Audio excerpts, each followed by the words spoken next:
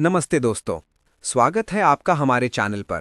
आज का वीडियो बहुत स्पेशल है क्योंकि हम बात करने वाले हैं भारत की अर्थव्यवस्था के बारे में, वो भी 2026 के लेटेस्ट अपडेट्स के साथ।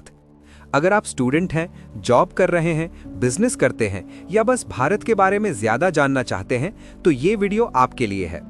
मैं आज आपको सरल भाषा में बताऊंगा कि भारत की इकोनॉमी कहाँ खड़ी है, ये कितनी तेज़ी से बढ़ रही है, क्या-क्या चुनौतियां हैं और आगे क्या होने वाला है।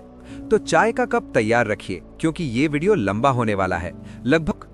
अगर पसंद आए तो लाइक, शेयर और सब्सक्राइब जरूर करना। चलिए शुरू करते हैं। सबसे पहले आज की तारीख जनवरी 2026 है और अभी 29 जनवरी को इकोनॉमिक सर्वे 2025-26 पेश किया गया है। इसमें भारत की इकोनॉमी के बारे में बहुत पॉजिटिव बातें हैं। दोस्तों, भारत दुनिया की सबसे तेज बढ़ने वाली बड़ी अर्थव्यवस्था बना हुआ है, चौथी बार लगातार। 2026 में भारत का नॉमिनल जीडीपी लगभग $4.5 ट्रिलियन है, यानी करीब 4.51 ट्रिलियन। पीपीपी टर्म्स में तो हम तीसरे नंबर पर हैं, $19 ट्रिलियन के आसपास। मतलब खरीदने की ताकत के हिसाब से हम पहले से ही बहुत बड़ी इकोनॉमी है। आईएमएफ और गवर्नमेंट दोनों की रिपोर्ट्स कह रही हैं कि FY26 यानी 2025-26 में रियल जीडीपी ग्रोथ 7.4% रहेगी। हाँ, 7.4%। और आईएमएफ ने भी हाल ही में इसे 7.3% तक अपग्रेड कर दिया है। FY27 के लिए 6.8 से 7.2% का अनुमान है। ये ग्रोथ कंजम्पशन और इन्वेस्टमेंट के डबल इंजन से आ रही है। अब समझते हैं कि ये ग्रोथ कहां से आ रही है। भारत की इकोनॉमी 3 बड़े सेक्टर्स पर टिकी है: एग्रीकल्चर, इंडस्ट्री और सर्विसेज। सबसे पहले एग्रीकल्चर, ये हमारे देश का बैकबोन है। अभी भी करीब 17-18% जीडीपी इसी से आता है और 44% वर्कफोर्स यहाँ काम करती है। FY26 में एग्रीकल्चर ग्रोथ 3.1% अनुमानित है। अच्छी मॉनसून की वजह से रूरल एरियाज में कंजम्पशन बढ़ा है। लाइव स्टॉक और फिशरीज जैसे अलाइड सेक्टर्स 5 से 6% की दर से बढ़ रहे हैं। लेकिन चैलेंज ये है कि क्लाइमेट चेंज और अनियमित बारिश से फार्मर्स को नुकसान होता है। गवर्नमेंट MSP, पीएम किसान जैसी स्कीम से सपोर्ट कर रही है। दूसरा सेक्टर इंडस्ट्री, ये 27-28% जीडीपी कंट्रीब्यूट करता है। मैन्युफैक्चरिंग में H1 FY26 में 8.4% ग्रोथ हुई है, जो बहुत अच्छी है। कंस्ट्रक्शन सेक्टर भी मजबूत है, पब्लिक कैपेक्स की वजह से। PLI स्कीम्स ने इलेक्ट्रॉनिक्स, मोबाइल, फार्मा जैसे सेक्टर्स को बूस्ट दिया है। हजारों करोड़ का इन्वेस्टमेंट आया है और लाखों जॉब्स क्रिएट हुए हैं। मेक इन इंडिया, आत्मनिर्भर भारत, ये सब काम कर रहे हैं। तीसरा और सबसे बड़ा सर्विसेज सेक्टर, ये 54-55% जीडीपी देता है।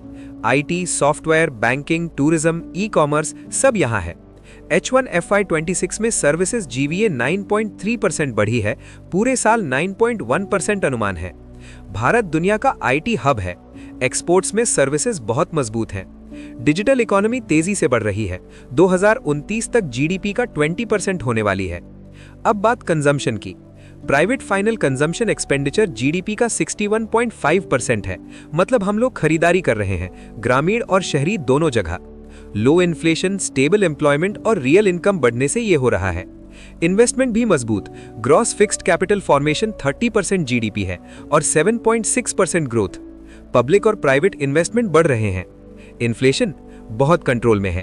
अप्रैल-दिसंबर FY26 में CPI सिर्फ 1.7% रहा। फूड इन्फ्लेशन नीचे आया, सब्जियां, दालें सस्ती हुई। कोर इन्फ्लेशन भी मैनेजेबल है। RBI ने रेपो रेट 125 BPS काटा है, लिक्विडिटी बढ़ाई है, लोन सस्ते हो रहे हैं। फिस्कल साइड भी अच्छा, फिस्कल डेफिसिट कंट्रोल में, रेवेन्यू अच्छा आ रहा है। Direct tax, GST record high. Capital outlay 60% तक पहुंच चुका। Debt manageable, credit ratings upgrade हो रही हैं। S&P ने BBB दिया है। एक्सटर्नल सेक्टर, एक्सपोर्ट्स FY25 में $825 बिलियन के रिकॉर्ड पर थे। FY26 में भी मोमेंटम है। मर्चेंडाइज +2.4%, सर्विसेज +6.5%, CAD सिर्फ 0.8% जीडीपी।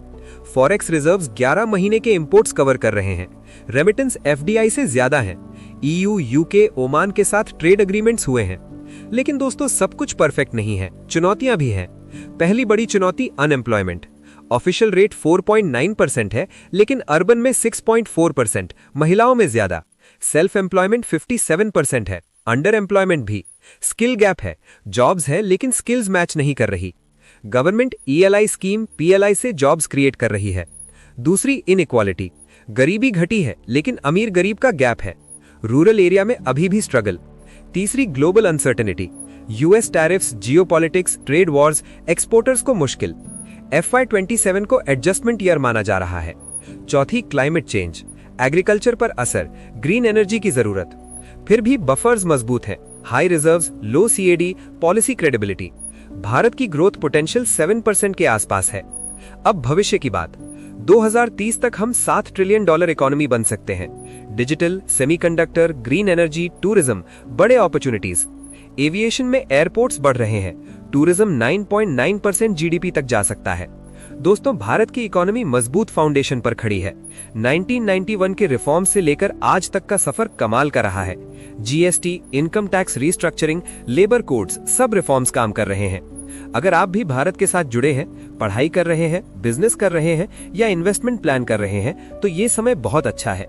स्किल सीखिए, इनोवेट कीजिए, लोकल प्रोडक्ट्स को सपोर्ट कीजिए। तो दोस्तों, ये था भारत की अर्थव्यवस्था का पूरा ओवरव्यू। उम्मीद है आपको पसंद आया। अगर कोई सवाल है, कमेंट में पूछिए। अगले वीडियो में हम किसी स्पेसिफिक टॉपिक पर डिटेल में बात करेंगे, जैसे बजट 2026 या स्टॉक मार्केट। धन्यवाद। जय हिंद। अगर वीडियो अच्छा लगा तो लाइक करो, सब्सक्राइब करो और बेल आइकन जरूर दबाओ। मिलते हैं अगले वीडियो में। नमस्ते।